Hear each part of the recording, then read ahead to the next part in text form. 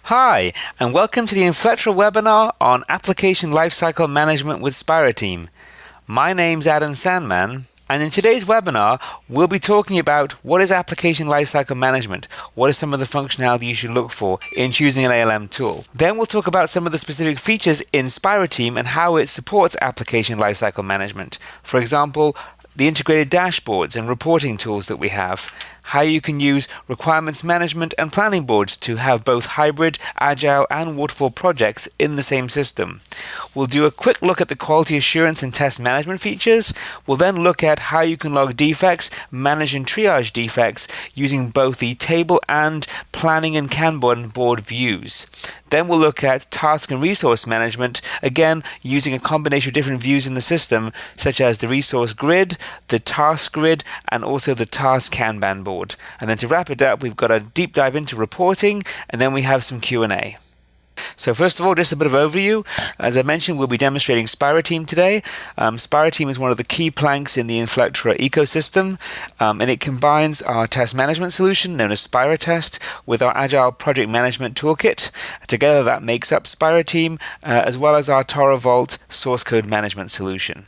And the idea is that SpiraTeam is a complete solution for managing a software project from a requirements and design standpoint through to the development, tracking the source code, integrating the source code, the build management, integrating with CI tools, tying in the tasks, and then having the team develop the user stories, the tasks to go with those user stories.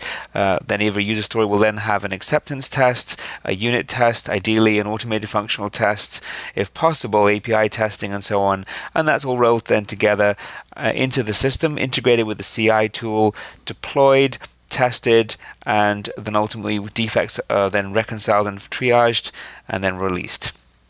In today's demonstration, we won't be touching on some of the other tools that we have around help desk and IT support, which tie into the lifecycle, or test automation. We do have some webinars coming up next on test automation and help desk ticketing and IT service management. So if you're interested in those topics, they're not in today's talk, but we will be covering them in future webinars.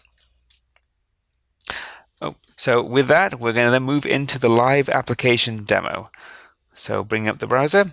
In today's demo, we'll be demonstrating SpiraTeam in Chrome. We can use it in any browser, i.e. Firefox, Safari, Opera, mobile browsers, entirely up to you. And today's demonstration will be of the current version. So if you like what you see today, please feel free to check it out on our website. Just sign up for a trial version. It'll be identical to what you see in the demo. And while I'm logging in, I just want to mention we are working on the next version of SpiraTeam, version 6, and we will start having webinars in October covering some of the new features that will be released in the new version. So this is today covering the live version that's in production.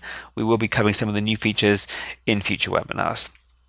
Okay, so this is SpiraTeam, and for those who have not seen it before, just to orient you, when you first come into the system, you come into this initial dashboard view, which is designed to let all the people on the system have their own view of their information. So depending on the hat you wear, you might be coming in as a tester. You'll see the whole testing section here, where you'll see things that are assigned to you for testing, for running test cases, reviewing test cases, and ultimately, if you're in the middle of testing, potentially resuming test cases. If you're a developer coming in, you may be working on defects that have been assigned to you because a tester found a bug and it's been assigned to you. That will then be in the assigned defects section.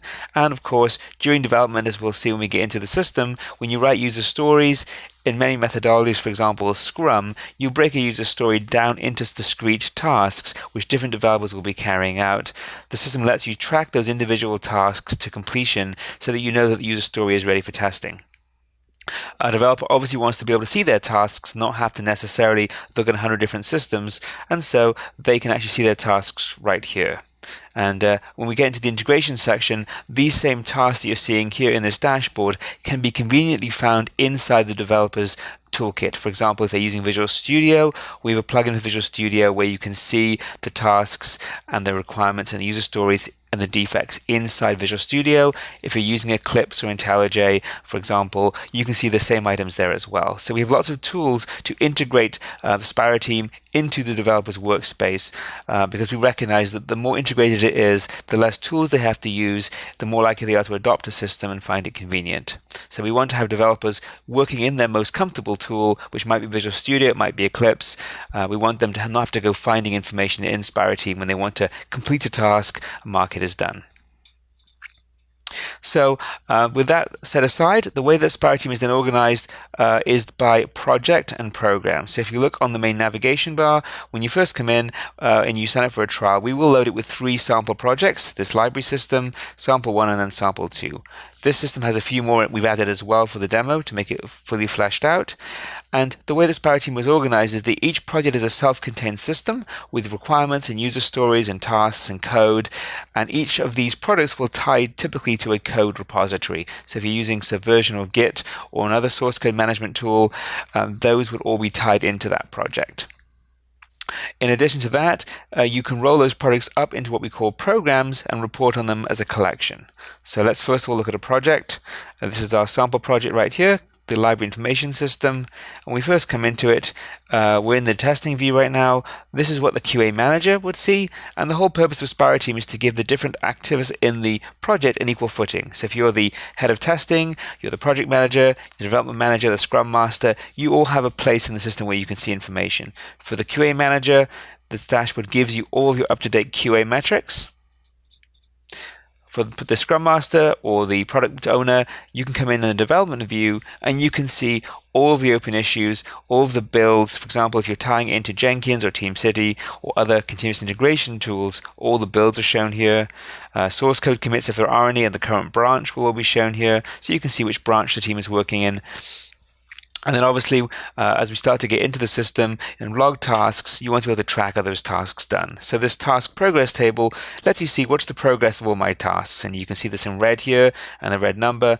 That means that we have some tasks that are late. It also means the number is red, meaning we've exceeded our estimates in some cases.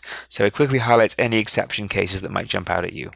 We also do fully support agile methodologies, most commonly Scrum and Kanban. And so as you can see here, we have a typical requirements burn down graph. You can switch that over if you want to see a burn up graph or a velocity graph as well. So there's different views of the information. We also show you any late finishing tasks or late starting tasks. So we've got 4 tasks here that are running late. They should have started and they should have finished, in fact, many years ago. So you can see that obviously these are well behind schedule. You'd want to click on one and find out what's going on.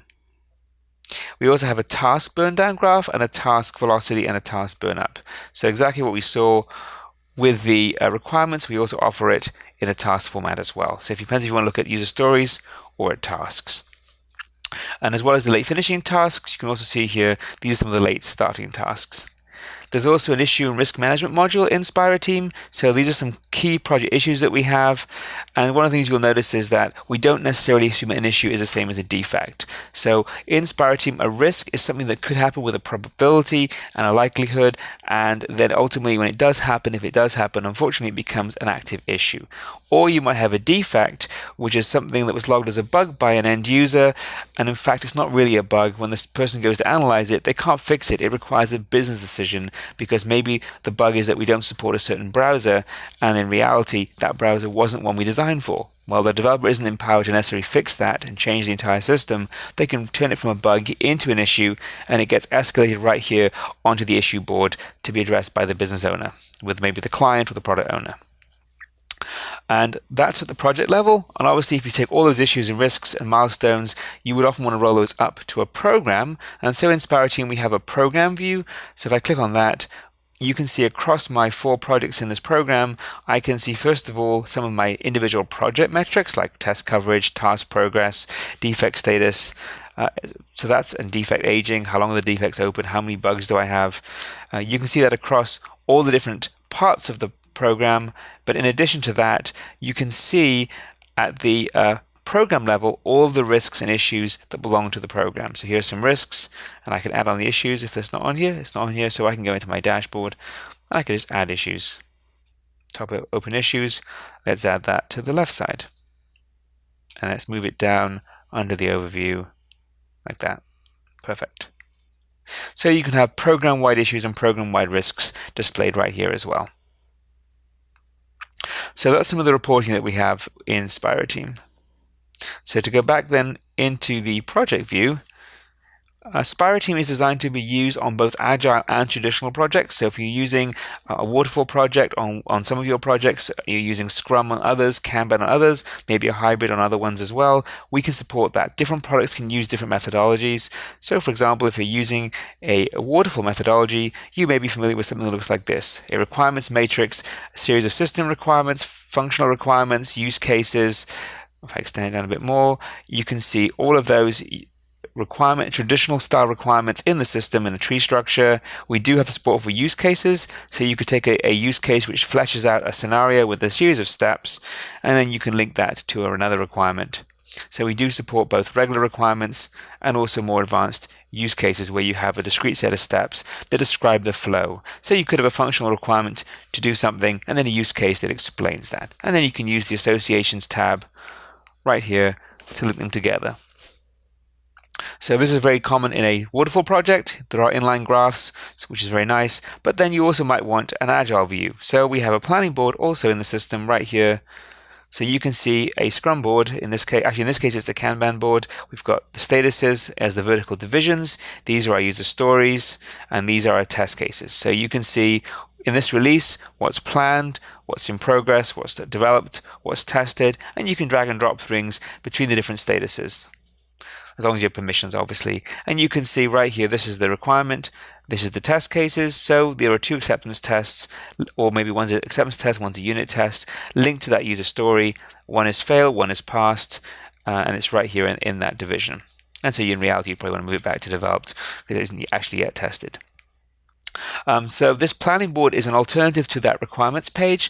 Everything you see in this planning board for an agile project is mirrored in this view. So if you were to indent something here or change a status here or a priority, it's going to reflect itself in this planning board. So if you go in here, for example, and you change it to a by priority view, and you were to take something in priority 3 and move it into priority 4, that will affect it equally well on this view right here. So everything is kept in sync.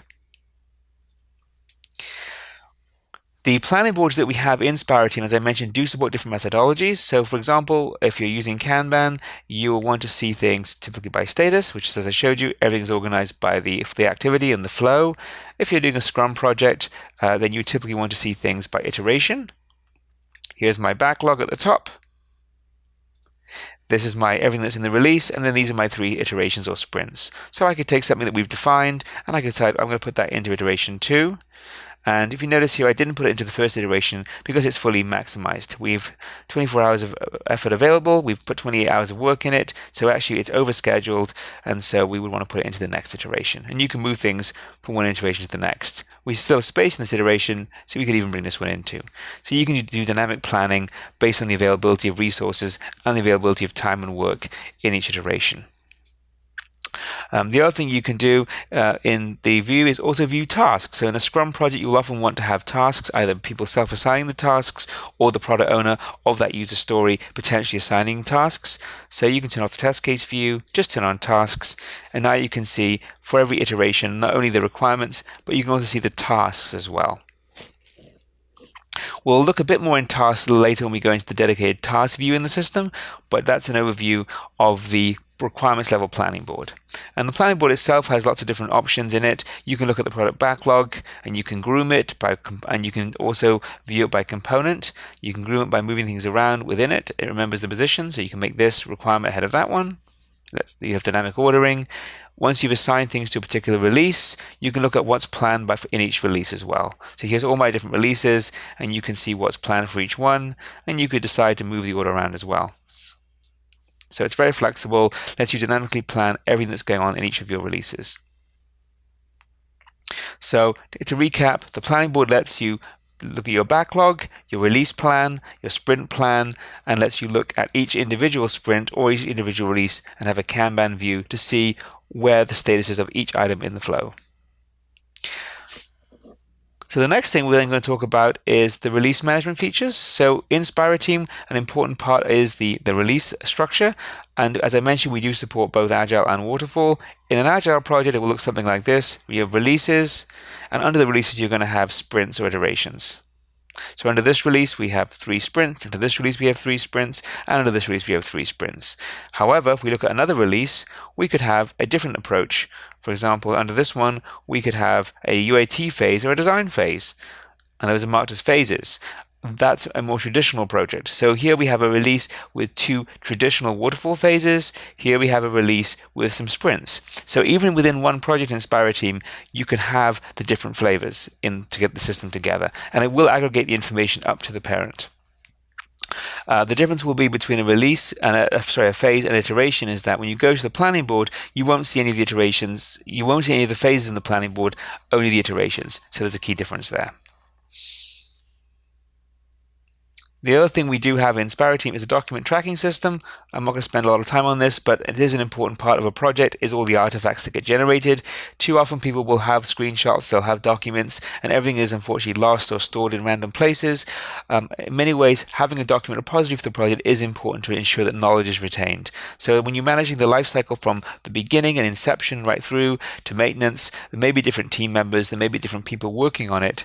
So it is important to have that continuity of knowledge. And so we make it easy. Whenever you attach a document to a user story, whenever you attach something to a task or a test case, as well as it being attached to that one item, it's also available in the central repository. So you could look at, for example, the sequence diagram we put in, and you can see this diagram, you can see all the versions of it, and you can see what it's linked to. Right now it's linked to one requirement and one test case. You can link it to a task, you can link it to other things, and that way it's a central place where all the project knowledge is stored.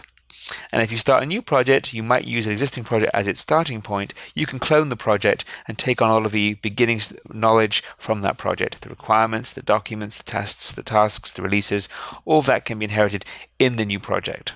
So you can use your best practices in future projects. So that's a little bit of an overview there. And one last thing I just want to go back over is we do support the integration with continuous deployment and continuous integration systems. So if you're using something like Jenkins or Bamboo or TeamCity or a TFS, for example, you can use the releases that you've created and you can link those to your build server. We do have plugins for a variety of different tools. So you can tie in your continuous integration tools and it will report all the builds back. Here's the console log from Jenkins, and it will show you all the source code revisions from the source code management system, and it will show you what that's linked to. In this case, it's not linked to anything, but it could be linked in some cases to, let's say, a requirement that we implemented or a user story, or it could be a task that we implemented. So when you change that, you'll see different associations to different artifacts. For example, this build here addresses these 2 issues. So you have that traceability from the build to what was fixed, what was changed, and when you start to run tests or log a new defect, you can say which build it affects. And I'll pause the demo for just a second to talk about some of the integrations that we have. SpiraTeam is part of our larger ecosystem. We do have a robust set of integrations. So we have integration with lots of different testing tools, for example, Selenium. We integrate with most of the most common using unit test frameworks. So if your development team is writing their code in, say, .NET, then we have NUnit, another C# testing tools. If they're using Java, we have Unit.js and we have Mocha. If they're using Python or Ruby, we also have plugins for those as well. So there's lots of different integration options that we have. Depending on which tools they're using for the development, we have integrations that will tie in the management system into what they're doing. So when they write a unit test as part of their agile process, they don't have to have a separate place to report. It automatically is being reported back. The whole benefit we see is trying to reduce the amount of time to get information that's being generated anyway into the system. We don't want to have another place someone has to go and actually write code, or another place they have to go to record a result. If they're doing it in their code already as a developer, let's harness that into the system automatically.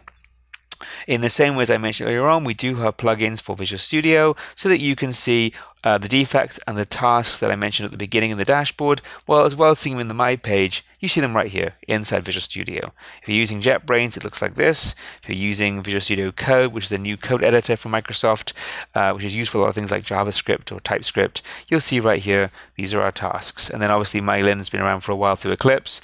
This is the Mylin's task-based interface. You can see all your artifacts within Eclipse directly and interact with them. So again, reducing the friction, for people using SpiraTeam with other environments. We do support different source code tools. When we get into the source code section, I'll show you what it looks like in SpiraTeam. But if you're using Git, which is the most popular, I think, nowadays, that's the most supported tool, and it's what most people are using. We do support Subversion for people who want a centralized version control tool or handling very large files. We do have support for Mercurial, CVS, TFS, Perforce, and even Visual Source Safe, although, to be honest, most people these days are using Git or Subversion. We also do support integration with different defect tracking tools. So if your teams are using other tracking tools, we integrate with those. And then the last one I wanted to talk about, because I just was on build servers, was where do we integrate? We do integrate with Jenkins, we integrate with Hudson, which is the old flavor of Jenkins, TeamCity, Bamboo, and TFS. And so some of our customers are using a mixture of different CI tools depending on the technology, depending on the team. Some teams are using Bamboo, some teams are using TFS, some teams are using Jenkins. You can mix and match. So SpiraTeam lets you manage the entire life cycle, and you have different teams using different tools, and it all plugs in together. So this build you see here could come from TFS, could come from Jenkins, could come from Bamboo. It's all going to work the same way in SpiraTeam. So we've written our user stories. We may have added some tasks. To do the tasks, you would go to your user story either from this view or the planning board view. And to add a task, it's very easy. You can go here and you can just add it directly inside of the requirement or the user story. So I'll add a new dev task. And if I'm using Visual Studio or Eclipse, I actually have the option inside those tools to quickly log a task as well. So if a developer has to find a way to remind themselves, they can log self-tasks directly in the system. When you look at tasks, so jumping into task management, when you write your tasks, typically you'll want to have them linked to a user story, but some tasks don't. For example, if it's an infrastructure task, setting up the VMs, that may be a swim lane task that's not tied to a specific requirement. So tasks do not have to be tied to a requirement. We recommend that development tasks do be linked, because that way it automatically lets the system track the completion. When all the tasks are done, that requirement will automatically move in the Kanban board from in progress to developed. When all the tests pass, it will move automatically to tested. So if you do link your tasks to the requirement like this one here is, it's a good thing from a development task standpoint. If on the other hand you are actually going to be dealing with infrastructure tasks, then it's much easier probably just to create a new task and not link it to anything. So if we had a new infrastructure task, which might be, set up the AWS instance for staging, that could be a task you have. That's not necessarily tied to a requirement, so you could just leave that as is.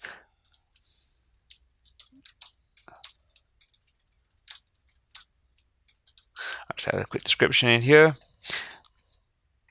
And so the task can be just ad hoc like that.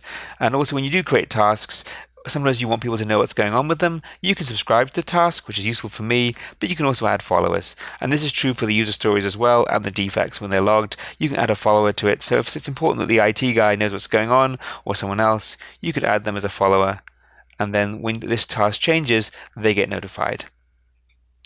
And so then jumping into the tasks management section, once they're logged through the requirement or the user story interface, or just logged directly in the task section, we have two views of tasks within SpiraTeam. We have this table view where you can see all of the tasks in a folder structure, and you can see them in a grid, which we call a table, and you can search and sort in the grid, which is nice. So you can find all the tasks that are completed, you can find all the tasks that are not started yet, find all the tasks that are maybe deferred, if there are any. I guess there aren't any.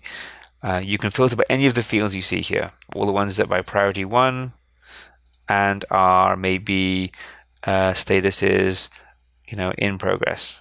Oh, good, they're all done. That's good. Or no, maybe they're blocked. No, they're not. So that is good. So you can filter and sort very nicely in this task view. In addition to that, we do have a Scrum board view where you can see all the tasks in a board view. This is similar to that board we had before, which was oriented around requirements, but this is strictly a task board. So the nice thing here is you can see all the tasks. Let's look at, say, release 1. Let's look at it by status. You can see these are all my tasks that are not started. These are the ones in progress. These are the ones that are completed. And these ones here aren't even assigned to anyone. These ones are assigned to someone, but they're not started yet. So we should probably look at that and figure out why that's the case. So for example, we might click on this one and see It's not started yet. It's supposed to take 7 hours. It's already obviously late. We get a comment saying, what's the impediment? That would add a comment that will then be sent to the person who it's assigned to, which is Joe. We can also instant message them too. So within SpiraTeam, we do have instant messaging. So if you want to be able to communicate with Joe, then you can, for example, just send a message right to them. Hey, Joe, why is it not started yet? And because the circle is unfilled next to his name, it's white, that means that Joe is not online. If Joe is online, it will fill in green, and very similar to the way Facebook works, so you'll know that Joe is online or not. So that way when you send a message, if they're online, you can expect them to reply immediately. If they're not, it's going to wait until they log in next to actually answer. If you need a more immediate response and they're not logged in, adding a comment is probably quite good, because it will actually send an email to Joe and he can then get notified that way. Or if you want to make sure he gets an email, there's also the option to send a direct email to either someone on the project or even an external email outside of the system as well. So there are lots of tools within the system for collaboration and communication. And one nice thing we do have is if we do send an email because we added a comment and someone replies to the email, it adds that comment that was added through email back into the system and then rebroadcasts it. So if you do have some users that are on their cell phone and answering by email, they will get those comments in the system. It doesn't become separate. So it's a way to ensure that people who aren't necessarily in SpiraTeam every day can still interact with the system and see what's going on. So that's some of the task management functionality, and we'll then look at the testing and QA side. Now, this is not a focus of today's demo. We've done some other webinars on SpiraTest a few weeks ago where we went into a deep dive on the QA side, but I will mention that SpiraTeam does have the full power of our SpiraTest test management solution. So you can see all of the test cases, all the test sets. You can do both manual and automated testing through SpiraTest. You can schedule your tests. You can see all the tests. This is the current status. You can say, well, what's the test not just for this project, but specifically for release 1. Okay, those are the tests in release 1. These are the tests in release 1.1. You can drill down and see the individual steps. You can see who executed the test. So this is a test case. You can see all the steps. You can see the automated test that goes with it. You can see these are the steps, which step failed. You can see when it was run, who ran it, what happened. That's all available in the system. You can see also what requirements is it impacting. So if a test fails, it's impacting this requirement and this use case, and then user stories that might be affected too. So that lets you see what a test case will impact. And so there's a whole QA again set of functionality in SpiraTeam. It's all of the functionality that's in SpiraTest in addition to all the planning side that we're talking about today. So if you're interested in more of that, again, I would refer you to a webinar I did 2 weeks ago on SpiraTest. Just to finish up the test side of things, when you go into the test set view, we do organize all of the tests as well into what we call test sets for execution. It's a scheduling engine where you can put together groups of test cases and assign them either to run manually, in which case you'll assign the set to a person, or for automation, in which case you will assign the set to a machine.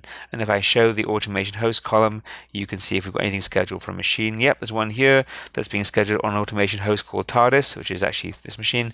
And so that way you can see all of your automation and manual testing in a single schedule view. And that's it really for the testing side in today's webinar. Again, please refer to this SpiraTest one for more information.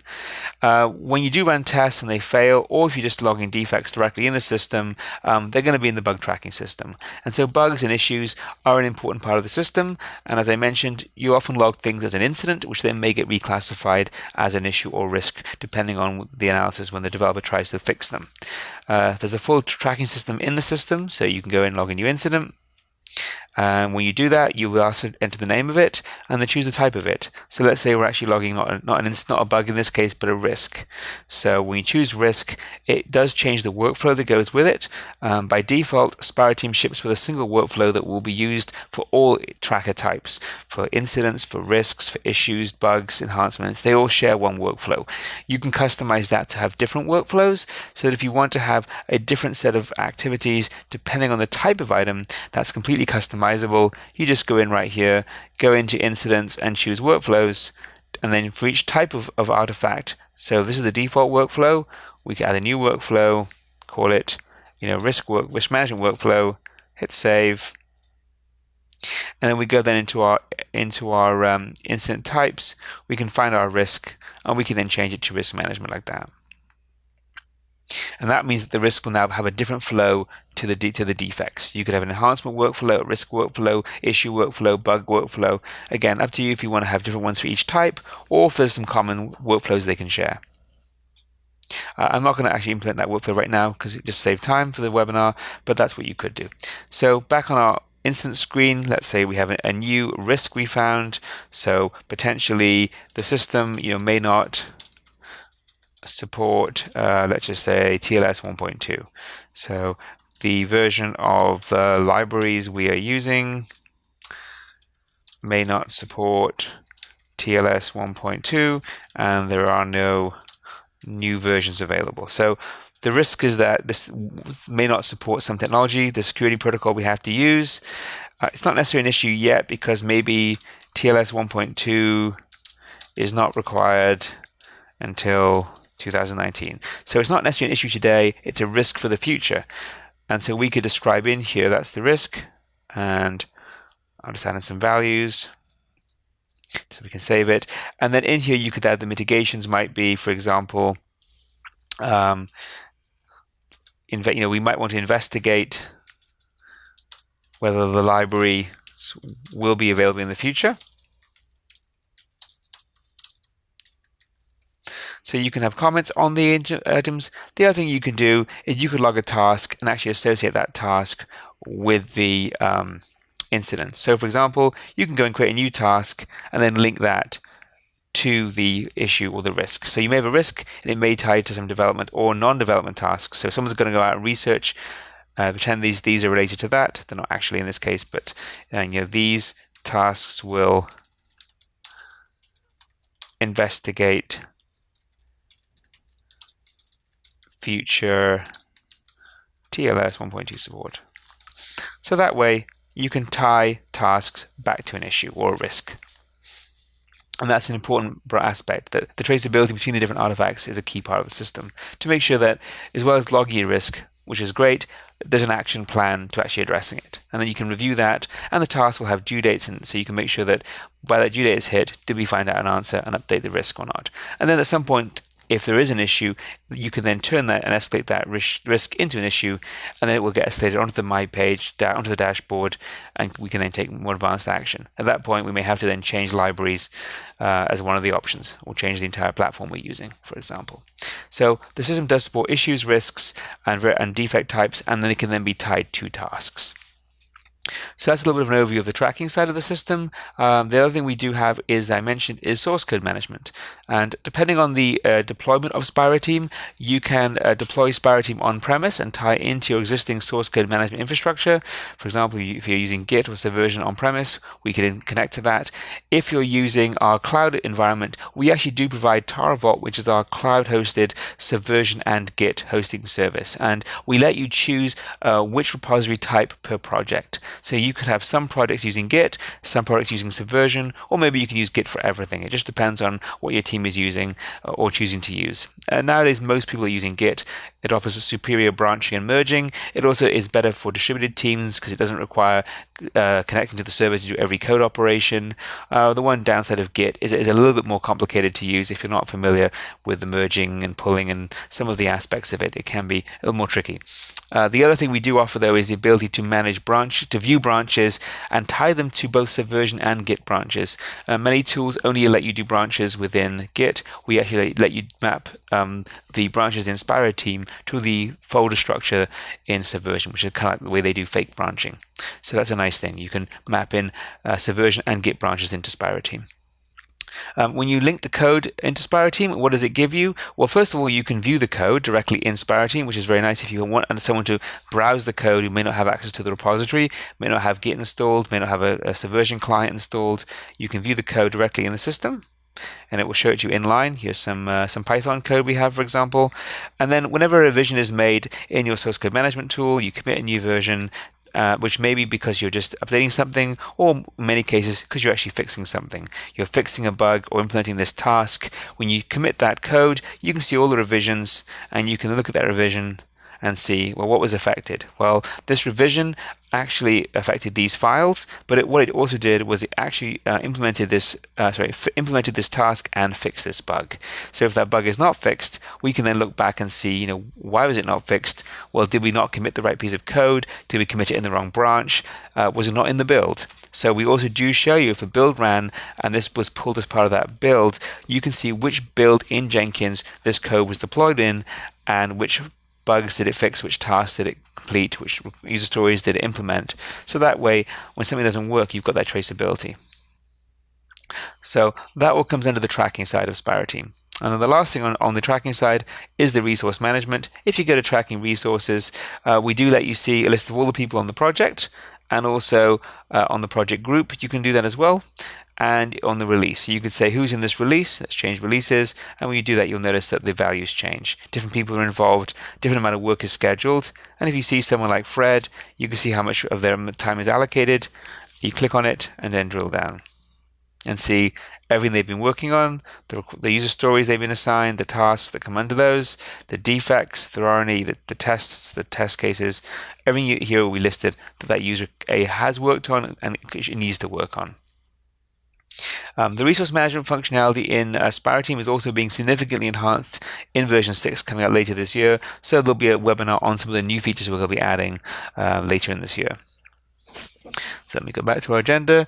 We've gone through the dashboards, the requirements management, the planning boards, the test management, defects management, and the task and resource. Before we get into reporting, one thing I will mention is we do have in the incident view, this is the defect tracker. We also have this now available in both a table view and a board view. So in the table view, it's a grid where you can filter, so I can find all the bugs that are high priority, find all the bugs that are low priority. You can filter, it's very easy to do that. You can add and show different columns, and then we also do have a board view, which is a Kanban board. So if you want to see all the defects in different statuses, and there aren't that many, you'll show you all the open defects, which status they're in, and this color bar on the side will show you the priority. And if you hover the mouse, you can even see a tooltip. So that's critical, and that one is medium. And you can then view the status, and even if you have permission, you could even decide to defer something. That is dragging and dropping it. So then the last thing in SpiraTeam is the reporting. Reporting is a key part of the system, and we do support both out-of-the-box graphs like this one, the incident date range, that's showing you what our defects being logged over time. You should see the open count, the progress count, how many are being fixed, how many are being closed. You can see the count by status too. Filtered by release or sprint or iteration, filtered by type, if I just want bugs, for example, or want enhancements, or want everything. Test graphs over time, and then you've also got some other graphs like the burn down and the burn up graphs as well. So you can see, for example, I want the burn down graph, and I want to see it for a particular release. These are my 3 iterations, or I want to see it for all releases, or I want to see it for a particular sprint by date, like that. Oh, actually, that's an empty one. Let's choose one that's got some data, like that. So there are different graphs you can see directly in the system, but in addition to that, you can write your own graphs. So we've created some custom graphs here for today's demo. I can go into the graphing system and actually generate different graphs using our SQL generation tool. So if there are particular metrics that you need for your business that aren't in the system, you can generate them right here. Like that's one I created for a demo.